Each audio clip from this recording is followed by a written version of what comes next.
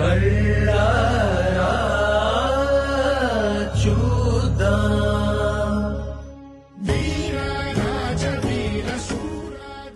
156 acres లో spread అయి ఉన్న ఈ temple world largest Hindu temple.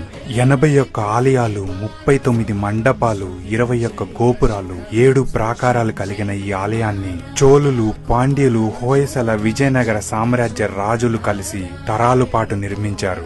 ఇదే మన తమిళనాడులోని శ్రీరంగం. శ్రీరంగం అనగానే ప్రతి ఒక్కరికి గుర్తొచ్చేది మాత్రం ఈ రాజగోపురం. ఇది నిజంగా గోపురాలకే రాజు. 13 అంతస్తులు, 236 అడుగుల ఎత్తుతో ఉన్న ఈ గోపురం ఏషియాలోనే అతి పెద్ద గోపురం. అయితే ఇది నిర్మించటానికి దాదాపు 400 ఏళ్లు పట్టింది. ఇంత అద్భుతంగా కలియుగ వైకుంఠంగా పిలువబడే ఈ ఆలయానికి ఒక విషాదమైన చరిత్ర కూడా ఉంది.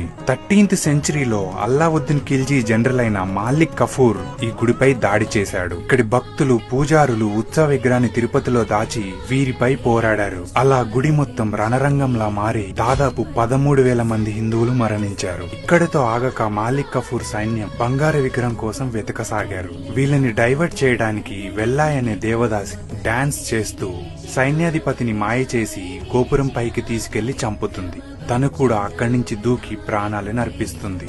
మీరు చూస్తే గుడిలో 20 గోపురాలు రంగులతో అద్భుతంగా ఉంటే ఒక్క ఈ గోపురం మాత్రమే తెల్లగా ఉంటుంది. తన త్యాగానికి గుర్తుగా ఈ గోపురాన్ని ఎప్పుడు తెల్లని సున్నంతో ఉంచుతారు.